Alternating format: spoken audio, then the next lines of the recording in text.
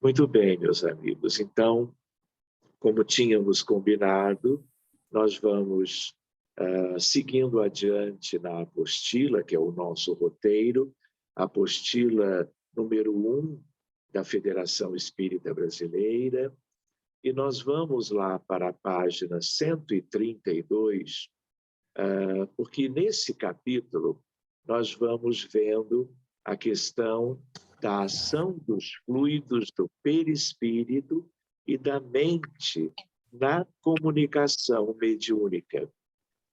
Nós já vimos alguma coisa sobre a introdução do capítulo, vimos o primeiro item, que era o item dos fluidos, e aí eu acho que seria bom nós retomarmos no item seguinte, que é sobre perispírito, porque tudo que estudamos ou revemos sobre o perispírito em si sempre é muito válido para nós todos.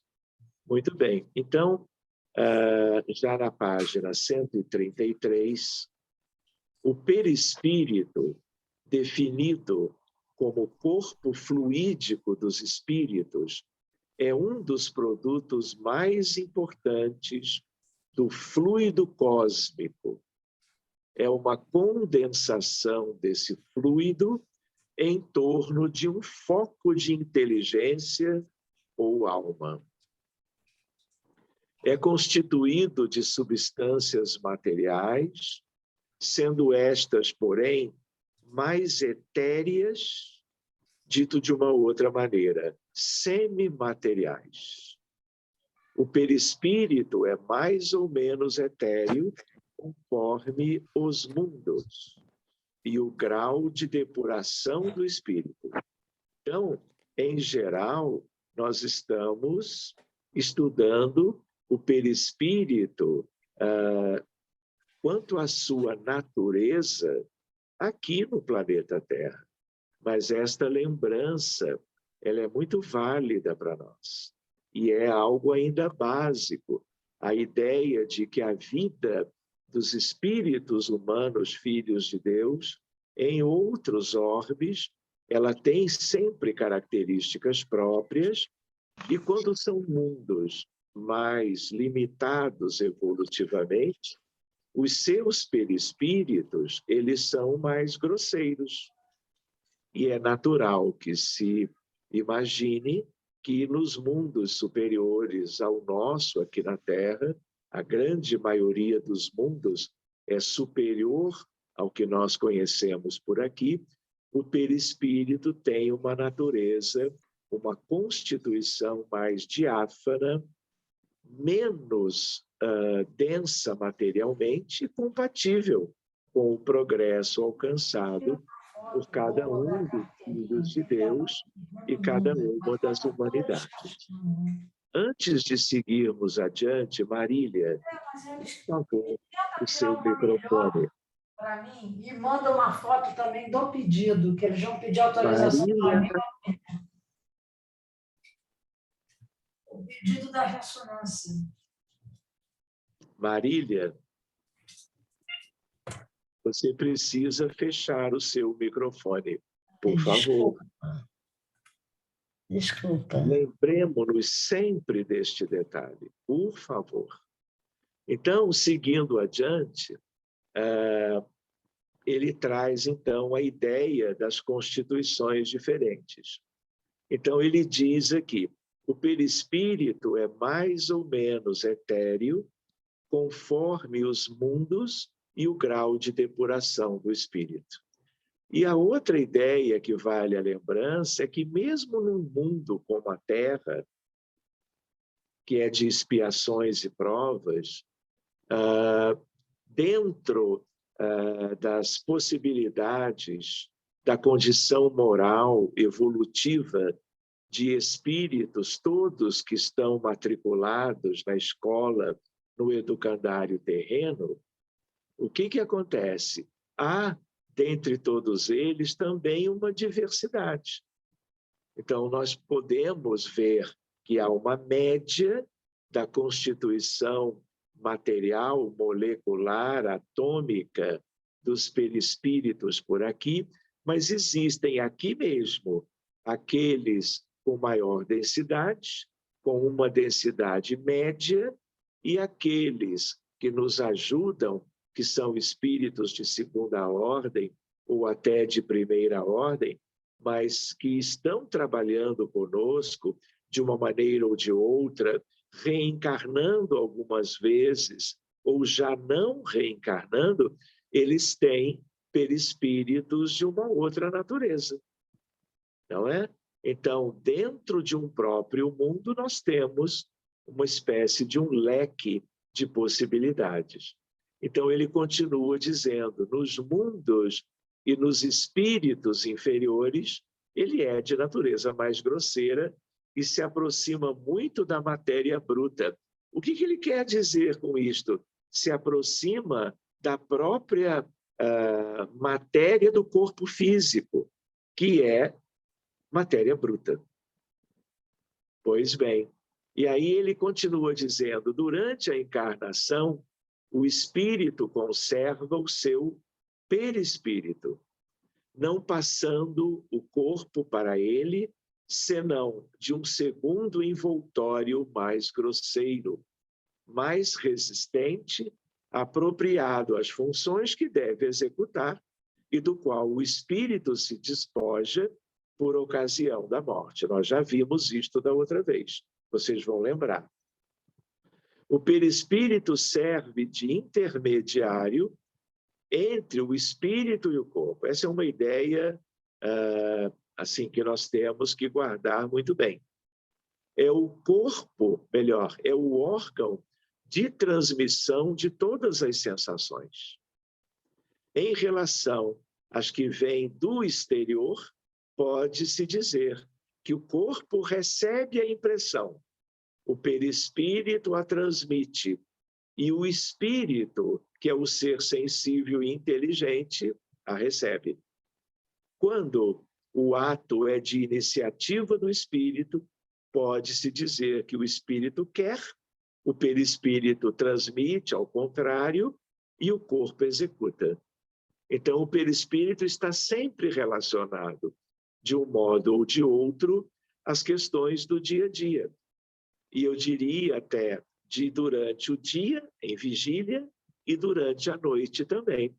Não é? Perispírito é de uma importância extraordinária. Por isso eu comentava agora há pouco que todo estudo sobre ele é muito válido. E sempre que possível esse tema vai voltar. Quando nós pensamos de estudar medicina da alma, medicina, religiosidade e espiritualidade, medicina espírita, medicina mediúnica do futuro, tudo isto nós temos que estudar pensando no perispírito, tanto dos terapeutas como dos pacientes. Então, o perispírito nós costumamos lembrar chamando, não é, de instrumento como que chave para uma nova medicina. Então, aí é tentarmos avançar no estudo sobre ele e nas relações dele com as questões das doenças e dos tratamentos possíveis envolvendo medicina alopática, homeopatia, medicina tradicional chinesa, medicina ayurvédica e outros elementos das muitas culturas, né, que nós temos aqui mesmo no nosso mundo. Com base nessas e outras informações, o espírito Lamennais esclarece a ação do perispírito agora no nosso tema das comunicações mediúnicas. O perispírito, para nós outros espíritos errantes, é o agente por meio do qual nos comunicamos convosco. Então, como ele ali era um desencarnado, um instrutor, ele falando com aqueles que estariam lendo ou escutando o que ele dizia, que eram médiuns ou trabalhadores espíritas em potencial. Nos comunicamos convosco, quer indiretamente, pelo vosso corpo ou pelo vosso perispírito, quer diretamente pela vossa alma. Daí a infinita variedade de médiuns e de comunicações. Ou seja, há entrelaçamentos psíquicos entre seres humanos de todo tipo.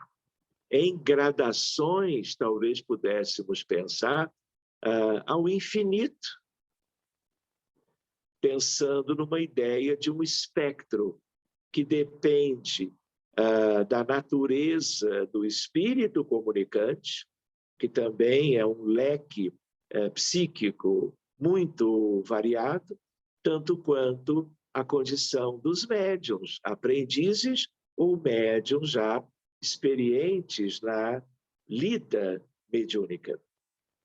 Pois bem, a interação perispírito-perispírito, estabelecida entre o comunicante espiritual e o médium, favorece a multiplicidade de manifestações mediúnicas definidas pela ligação mental de ambos. Atuando sobre a matéria, os espíritos podem manifestar-se de muitas maneiras diferentes. Por efeitos físicos, tais como os ruídos e movimentação de objetos. Talvez alguns de vocês tenham tido alguma experiência dentro de casa ou num ambiente qualquer nesse sentido, tendo compreendido ou não a fenomenologia acontecendo em torno de si. Enfim, é uma possibilidade bem natural, não é? Porque os médiuns, independentemente do trabalho no centro espírita, eles têm mediunidade no dia a dia. E o ectoplasma emanado por qualquer um, mesmo em casa, pode ser utilizado por espíritos diferentes para um fenômeno inusitado qualquer, não é? Existem deslocamentos de objetos, existem aparelhos eletrônicos que ligam ou desligam sozinhos. Então, há muita coisa interessante.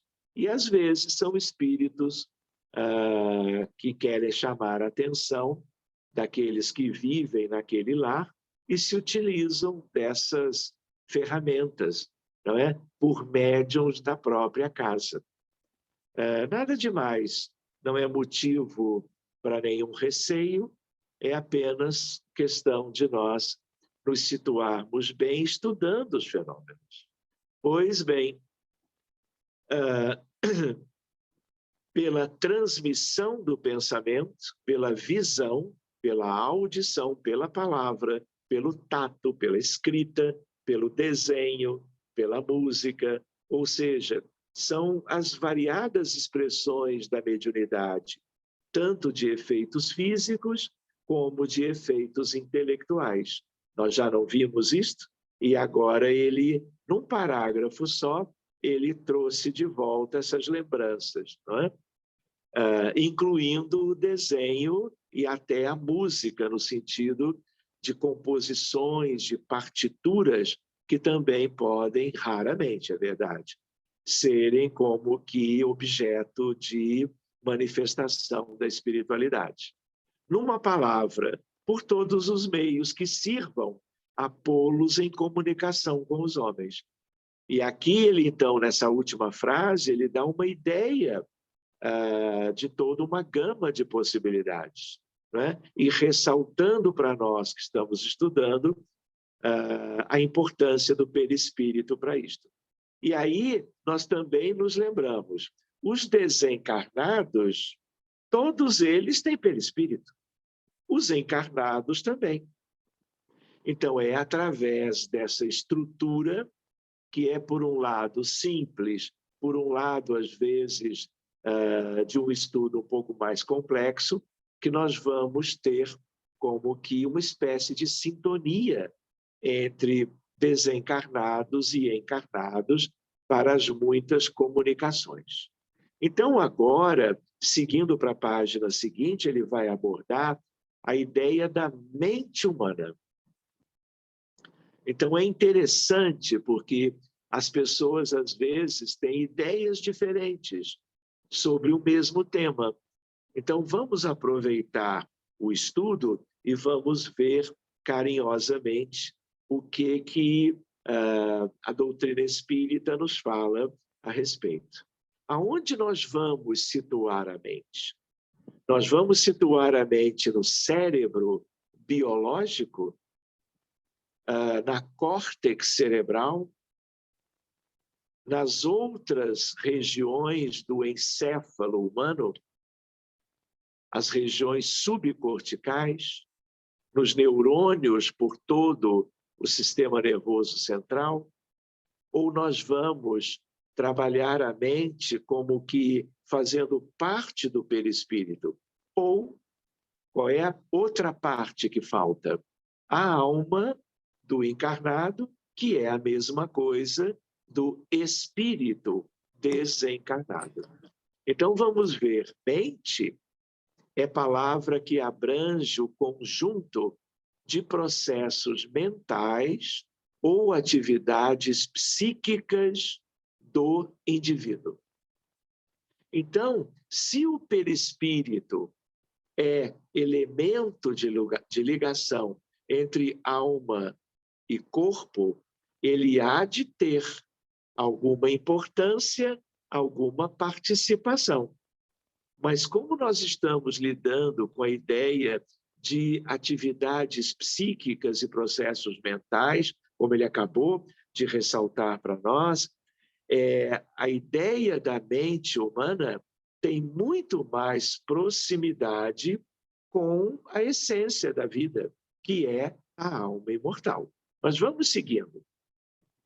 Emmanuel afirma que somos impelidos a interpretá-la como sendo o campo de nossa consciência desperta, na faixa evolutiva em que o conhecimento adquirido nos permite operar. Este mesmo orientador espiritual utiliza a metáfora organizacional para dizer: comparemos a mente humana, espelho vivo da consciência lúcida, a um grande escritório. Vejam que interessante isto. Subdividido em diversas seções de serviço. Aí possuímos o departamento do desejo, da vontade, em que operam os propósitos e as aspirações, acalentando o estímulo ao trabalho. O departamento da inteligência, dilatando os patrimônios da evolução e da cultura. O departamento da imaginação, amealhando as riquezas do ideal e da sensibilidade. E, por último, o departamento da memória, arquivando as súmulas da experiência, claro que individual. Então, vejam que coisa linda, não é? A divisão que Emmanuel nos traz sobre a ideia da mente humana. Então, vale a pena nós anotarmos isto, relermos amanhã ou depois e pensarmos de como que esse conhecimento dos departamentos pode trazer ensejo e motivações para que as nossas mentes sejam cada vez mais amadurecidas, evoluídas, aperfeiçoadas, no sentido da evolução espiritual, moral que nos cabe realizar na Terra. Aliás, o grande objetivo da vida humana, aliás, em qualquer lugar do universo. E não poderia ser diferente em relação à Terra. Então, se nós nos lembramos que são estes os departamentos principais, existem outros, mas esses são os principais. Assim como os centros de força ou chakras, existem os 7 mais bem conhecidos, principais, mas existem os secundários. Mas detenhamos-nos nesta apresentação de Emmanuel. E se nós pensarmos bem, quando nós meditamos, oramos, quando nós estudamos a doutrina espírita, vamos escolher como que conteúdos de estudo, escolhas também de práticas na vida familiar, na vida profissional, no dia a dia. Se nós temos ideia dos 4 departamentos, nós podemos tratar de desenvolvê-los um por um, num certo sentido, em separado, individualmente, mas desde que cuidemos de todos. Mais ou menos é como se nós tivéssemos 4 filhos, filhas, e cuidemos, obviamente, de todos eles, para que cresçam saudáveis, para que sejam como que expressões de progresso e de felicidade. Então, guardemos, esse é um ensinamento precioso para nós todos sobre nós mesmos. Então, isto também é autoconhecimento, né? Então, vamos adiante. Cada mente é uma fonte de emissão e recepção de ondas mentais que se combinam por meio dos mecanismos da associação, que, por sua vez, depende da afinidade e da sintonia, a fim de formar correntes mentais que permeiam a atmosfera psíquica na qual estamos mergulhados. Achando-se a mente na base de todas as manifestações mediúnicas, quaisquer que sejam os característicos em que se expressem, é imprescindível enriquecer o pensamento, incorporando-lhe os tesouros morais e culturais. Não é lindo isso, gente? A ideia que também está, vamos dizer, não diria nem nas entrelinhas, né?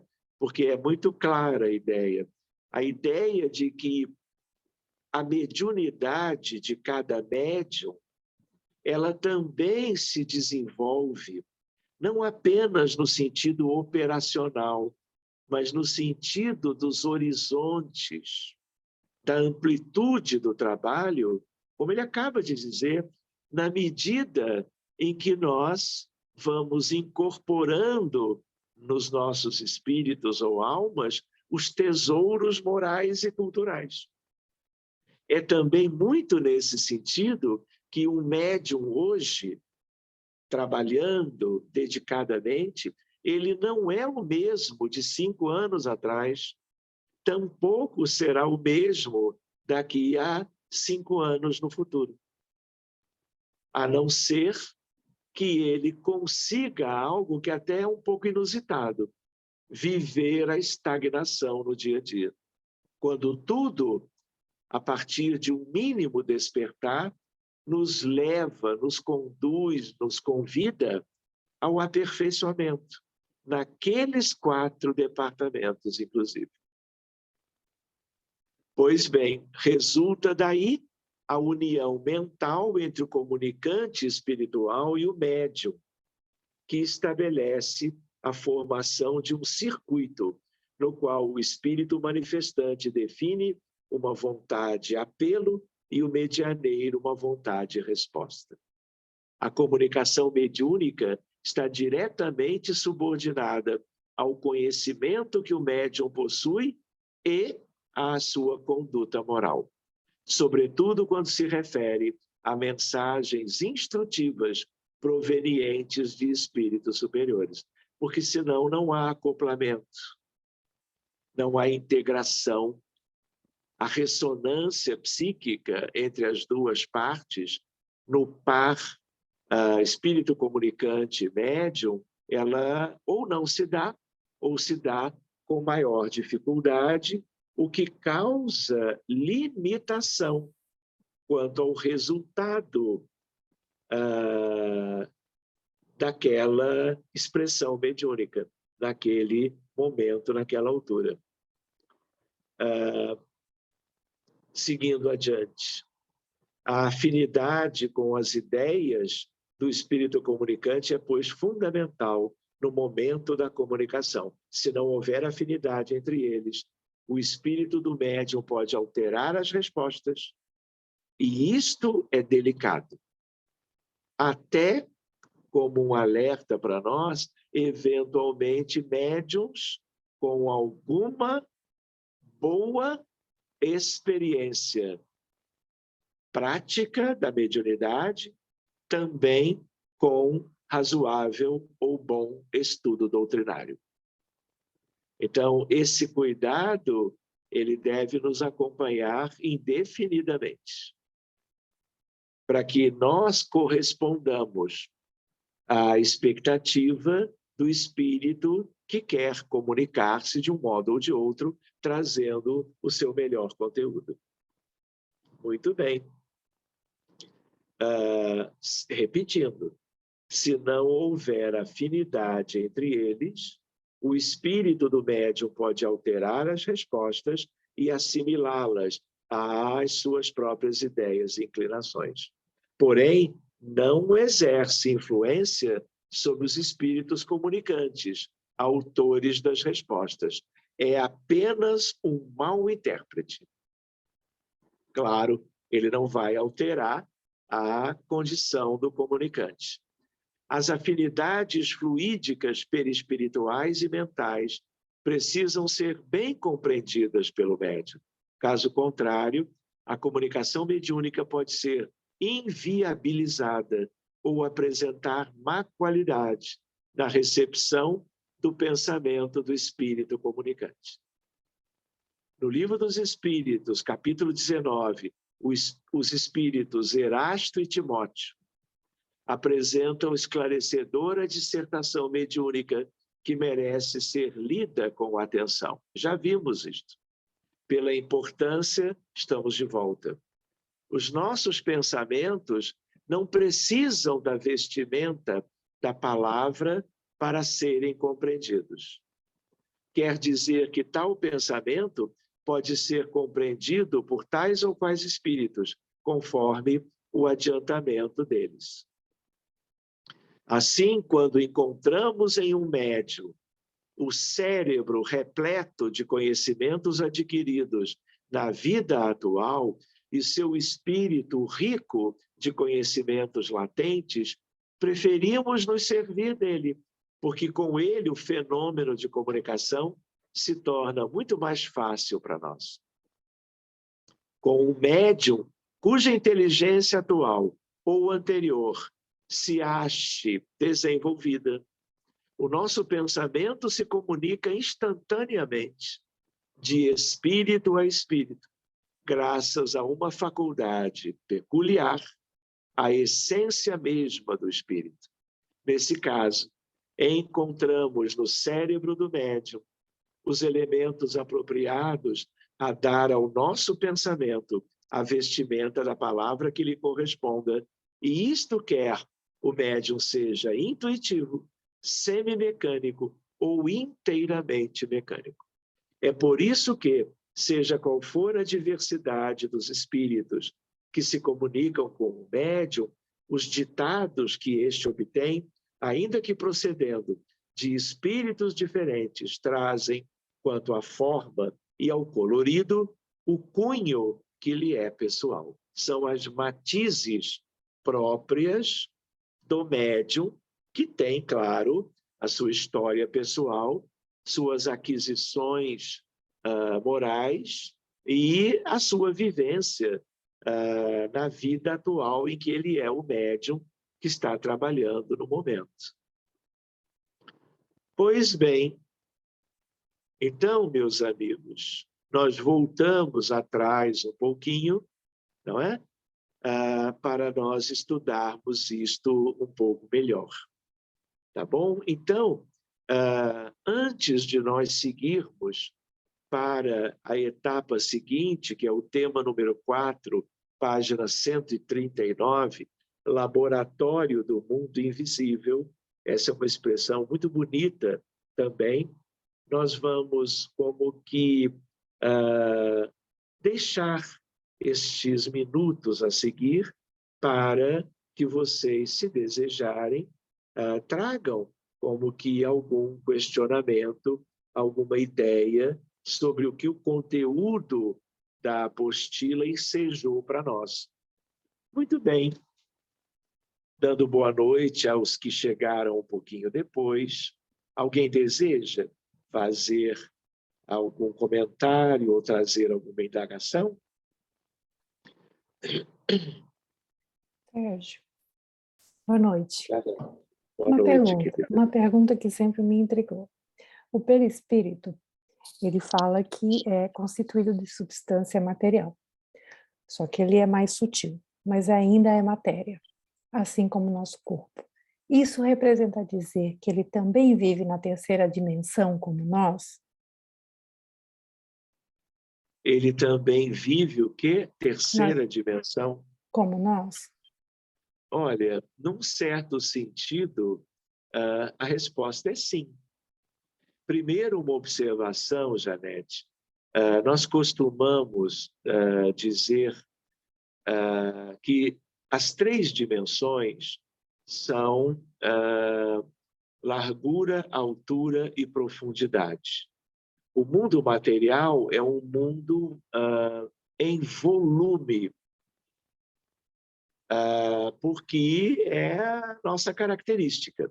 Na verdade, ele não é só tridimensional, ele é quadridimensional, porque há o fator tempo, é uma outra coordenada, uma coordenada temporal. Então, são 3 espaciais e uma temporal, quadridimensional. A sua colocação é muito bonita, interessante, porque do outro lado, há determinados domínios e a própria estrutura perispirítica traz como se fosse uma continuação do mundo material, como uma analogia, como o mesmo jeito de nós enxergarmos a realidade do outro lado, não é? Só que como o perispírito, ele já possui lá na sua estrutura, mais perto da alma, elementos muito mais sutis, fora a nossa própria alma em si, que através do perispírito se apresenta de uma maneira muito mais ampla, numa dinâmica de liberdade para os que alcançaram essa liberdade, nós temos agora uma ideia de dimensões a mais, além das 4. Então, pela física comum, não é? Vamos dizer até por uma física clássica, nós trabalhamos com a ideia de 4 dimensões. Mas quando nós entramos nos estudozinhos de uma física mais elaborada, que tem a ver com a física moderna, nós já damos um salto. Então, nós entendemos hoje, Janete, a ideia de um mundo em 11 dimensões. E aí vem coisas abstratas, metafísicas, mas é um entendimento pela mãe das ciências, que é a física. Então, a Então, gente... o espírito, ele aí também, ele está no meio do caminho. Ele guarda aspectos da vida cartesiana, quadridimensional, mas também ele pode, pelo grau de liberdade, expandir-se e encontrar espaço para existir, funcionar em outras dimensões, além das 4. Uhum. Então, seria melhor vê-lo sobre o aspecto quântico. Seria, mas ele também tem o quê de clássico? Então, ele está na transição entre o clássico do corpo físico, que está cheio de elementos quânticos, moléculas e átomos, nuvens eletrônicas e assim por diante, mas nesse sentido, assim, vendo de longe, né, ele tem muito das coisas, das dimensões, além daquelas que nós lidamos no dia a dia e que a ciência comum lida quando pensa no corpo físico. Uhum. Esse Interessante. é um estudo bonito, Bem não interessante. é? É É bem interessante. interessante. Se você abrir um estudo desse, me convida. Estou Tá dentro. bom, Obrigada, vamos Sérgio. tentar Obrigada. organizar. Pode ser até num dia de segunda-feira, uma noite nossa, né? Uhum. Elementos assim bonitinhos da física, né? Uhum. Associáveis a uma tentativa, porque, Janete, nós somos aprendizes. Nós estamos ensaiando, buscando, né? Mas já dá para nós vermos coisas bem concretas, bem oportunas, bem bonitas, porque, no fundo, né? Bonitas por quê? Porque tudo é divino. E Natureza. tudo é autoconhecimento. Não é verdade? Obrigado, Janete. Obrigada, Estou Sérgio. vendo a mãozinha do Marcelo com a Denise. Por favor, minha amiga e ou meu amigo. Tá, Tudo perfeito. contigo. Vamos, Denise está aqui perto, aqui eu fico aparecendo. Chega um Doutor, pouquinho mais perto do microfone, por favor. tá, que eu estou com o tablet. Está ouvindo agora? Está melhor agora? Está melhor agora? Olha, um pouquinho melhor, por favor. Vamos lá, vamos tentar. Vou me aproximar, então. Será que melhorou? Melhorou. Tá. Doutor, quando o senhor fala que o espírito ele pode não transmitir aquilo que desculpe, o médium não transmitir o que o espírito quer transmitir, seria por falta de conhecimento dele ou algum tipo de preconceito? Seria desconhecimento sobre o assunto ou pode ser algum preconceito que ele possa ter sobre o assunto? É isso que eu gostaria de saber. Ótima questão, Marcelo. Você vai lembrar que na apostila ele comenta que o estudo, o conhecimento, a cultura, o aperfeiçoamento intelectual também conta muito. Não é? É como se fosse bom para espíritos de uma condição melhor, me referindo a espíritos instrutores, a espíritos bons, guias e mentores, espíritos que querem ajudar, comparecendo às reuniões, trazendo conteúdos proveitosos, né? Ele depende da condição de cada médium. Então, para que ele se comunique, às vezes ele precisa escolher quem está mais compatível com o conteúdo que ele quer trazer, não é? Então, as reuniões mediúnicas, elas são de muitos tipos diferentes, agregando pessoas muito diferentes entre si. Por isso, você vai lembrar, nós temos aquele leque, por exemplo, Grupo de Educação e Desenvolvimento da Mediunidade, Nós temos grupos de assistência aos desencarnados, que já são grupos mais tarimbados.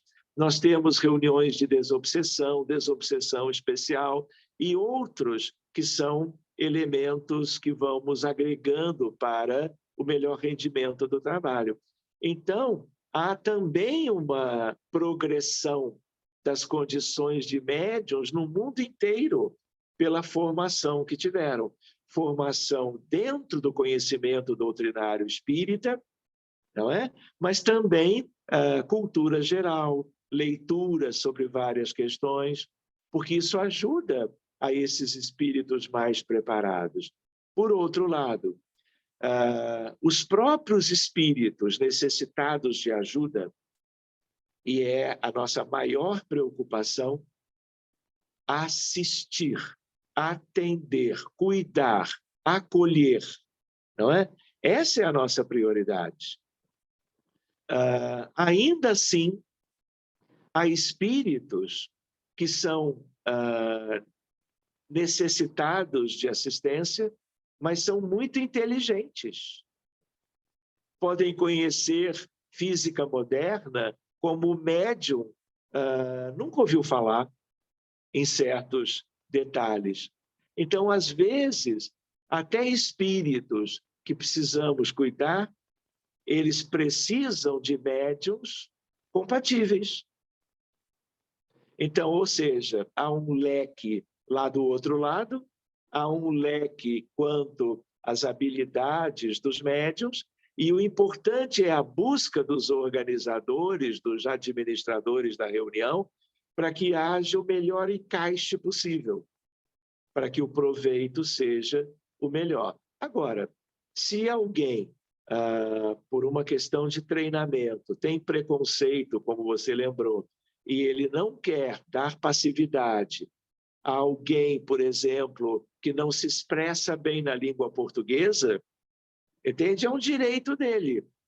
Mas o que importa é a transparência, a credibilidade, no sentido de que o que o espírito deseja passar, se ele foi autorizado a comparecer e trazer a sua contribuição, trazer a sua necessidade pessoal, né?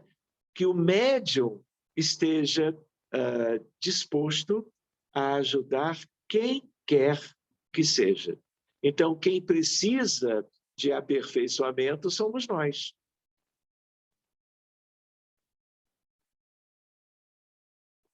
Deu para acompanhar, Marcelo? Perfeitamente, eu consigo ouvir claramente. Eu consigo ouvir claramente. Eu ouço alto Tá e bem, claro. Marcelo. Chegando pertinho, nós te ouvimos também. Tá. Muito obrigado, viu? Um Eu que abraço agradeço. para a Denise também e para os Tá. filhos. Estamos todos aqui reunidos, nesse momento. Muito bem. Algumas mãozinhas levantadas. Quem já levantou pode, como que, abaixá-la. Rafael, por favor. Boa noite. Foi mencionado na leitura agora que a comunicação mediúnica está diretamente subordinada ao conhecimento que o médium possui e à sua conduta moral. Ao ler essa frase, me lembrei de um outro trecho que a gente já estudou, dizendo que é consenso doutrinário que a presença ou ausência da faculdade mediúnica desenvolvida não guarda relação com a moralidade do médium. Isso reside, essa faculdade, no organismo, independente do moral. Aí eu fiquei na dúvida. Para se comunicar conosco, precisa do médium ter essa moralidade ou isso é independente? Rafael, muito bem lembrado essa questão. Então, o que ele quer dizer é que, voltando lá para trás, que dependendo das circunstâncias, da tarefa mediúnica naquele grupo, naquela tarde ou noite, por exemplo, né? O que mais importa é a fidelidade do médium, é a ideia de que ele tem dentro dele uma estrutura fundamental, desenvolvida mais ou menos, que permita as comunicações de um modo geral. Ou seja, ele quis dizer antes que esse é um processo que independe das questões propriamente características do médium do ponto de vista espiritual. O que vai valer muito é a estrutura. Por exemplo, a relação, o tipo de desdobramento que ele é capaz, a situação, por exemplo, ao que se imagina da glândula pineal no centro da cabeça. Então, dependendo das condições até materiais, humanas, ele é um médium capaz de dar a comunicação. Mesmo que ele não tenha progredido muito ainda espiritualmente. Mas é claro, se além dessa condição material, da sua condição física, cerebral, ele ainda tem bagagem que o permitiu adiantamento moral e espiritual, aí então ele vai ser um médium, muito mais como que útil a uma gama mais ampla de espíritos, que é o que nós queremos. Então, ele fala realmente duas coisas que são aparentemente distintas, mas nós precisamos ver cada uma no seu jeito próprio. A lição dos dois, as duas são importantes, mas dá para compreender muito bem o fator da importância da biologia e da matéria e a contribuição do desenvolvimento moral do médium. Agora, também vale a pena dizer, Rafael, você vai encontrar espíritos muito elevados, como que encontrando uma forma de apresentar-se em reuniões através de médiuns com ainda dificuldades culturais, de conhecimento, e aí eles vão trabalhar, vamos dizer assim, no modo da atividade mediúnica mecânica. Vamos dizer assim, eles assumem o corpo e fazem o que bem entendem, dependendo, então, menos esse tipo de comunicação de qualquer questão evolutiva do médium. Agora, para a atividade semimecânica, para a atividade intuitiva, ele vai precisar mais das características intelectuais e afetivas do médium. Não sei se ficou claro, Rafael. Ficou, muito obrigado. Nós que agradecemos. Valeu, meu amigo. Muito Sérgio, bem. você está falando sobre, hoje a gente está falando sobre essa questão da comunicação, me lembrei do livro Voltei, do psicografado pelo Chico, que o irmão Jacob fala da dificuldade que o mundo espiritual tem de se comunicar. Depois eu pego esse trecho desse livro, que é muito interessante, principalmente falando sobre a mente. Médiuns que estão envolvidos, são presos a pensamentos, as preocupações e tal. Então, como que o senhor vê nós que estamos inserindo nessa vibração densa da Terra, preocupações, agitações? Então, assim, como devemos nos cuidar vibracionalmente, energeticamente, principalmente para aquelas pessoas que têm essa mediunidade e que o mundo espiritual encontra dificuldade, porque nós estamos muitas vezes presos à matéria, às nossas preocupações, à nossa vida. Isso é muito importante de se falar também, penso eu. Você pensa muito bem, Rafael. Isso tem um valor imenso. E nós estamos vendo, né, ao longo desses estudos, sempre algumas chamadas no sentido de que nós devamos estar sempre buscando condições razoáveis para o desempenho do trabalho. Então, o que acontece? Nós vamos ver no capítulo seguinte, que é o Laboratório do Mundo Invisível, o livro Voltei sendo citado, Irmão Jacó. publicação da FEB, né? E aí, a ideia qual é? Jesus e o Evangelho. Então, quando ele dizia orai e vigiai, pode parecer para um ou outro uma repetição de algo que se fala toda hora. Mas ele não falou isso, vamos dizer, para uns e outros que o escutavam há 2000 anos. Ele falou isso para a humanidade inteira, a começar pela cristandade, desde a época dele até hoje. Não é? E as pessoas, às vezes, estão por aí falando em Evangelho de Jesus sem estudá-lo. Nós temos uma vantagem, né, Rafael? Que é o estudo do Evangelho à luz do Espiritismo, como no livro de Kardec e outras obras maravilhosas, para podermos compreender melhor. Então, tem muita gente que lê uma citação do Novo Testamento, mas não interpreta, não alcança a amorosidade da instrução de Jesus, não reflete. Então, se o mundo é como é, não é? Expiações e provas, guerras, abortos, suicídios, doenças clínicas e mentais distribuídas por todo o orbe terreno, se a psicosfera da Terra é como é, nós temos mais do que nunca uma preocupação conosco e com qualquer outro, buscarmos condições de vida. Não é só para o exercício da mediunidade, não é verdade? É para o dia a dia, para atividade em vigília e atividade noturna, em desdobramento pelo sono. Então, assim, nós temos uma psicosfera em torno de nós muito comprometida, muito densa. Sabemos que há um outro envoltório maravilhoso, mas com quem nós queremos nos sintonizar? Como a sintonia é feita? A reunião mediúnica é uma vez por semana ou duas, por um médium dedicado qualquer. Mas e o restante da semana? Lembrando que todo o aparato mediúnico, ele também está conosco, médiuns, vamos dizer assim, diuturnamente.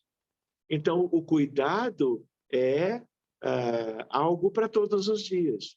E não adianta, volta e meia essa questão vem, Rafael, não adianta nós nos cuidarmos apenas no dia da reunião.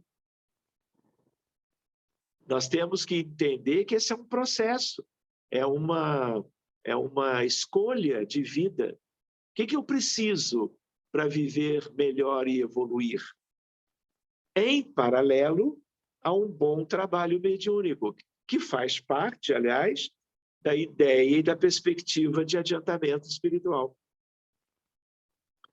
Então, meu amigo, a oração, a vigilância, a caridade, tudo aquilo, não é? O amor ao próximo, o perdão das ofensas, a empatia, a compaixão, a dedicação ao sofrimento alheio.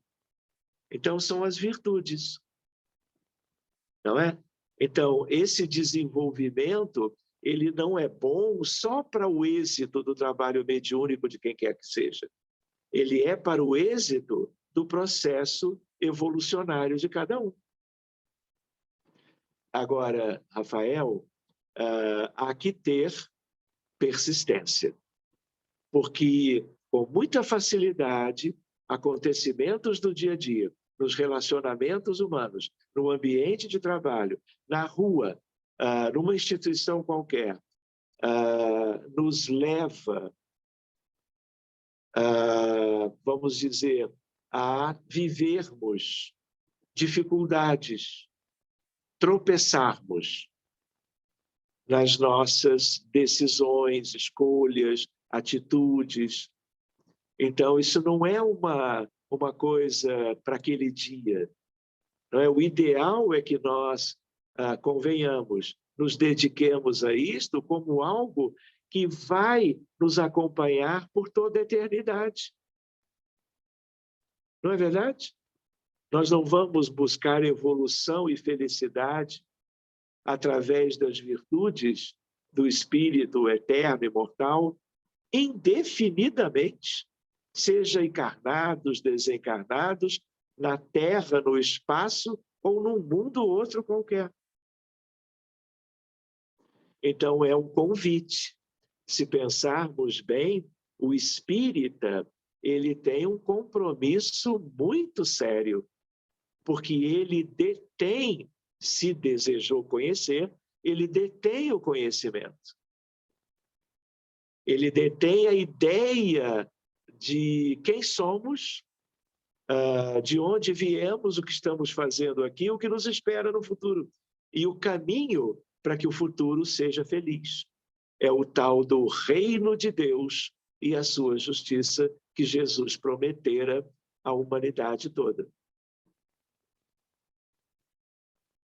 Muito bem, Joaquim, Rafael.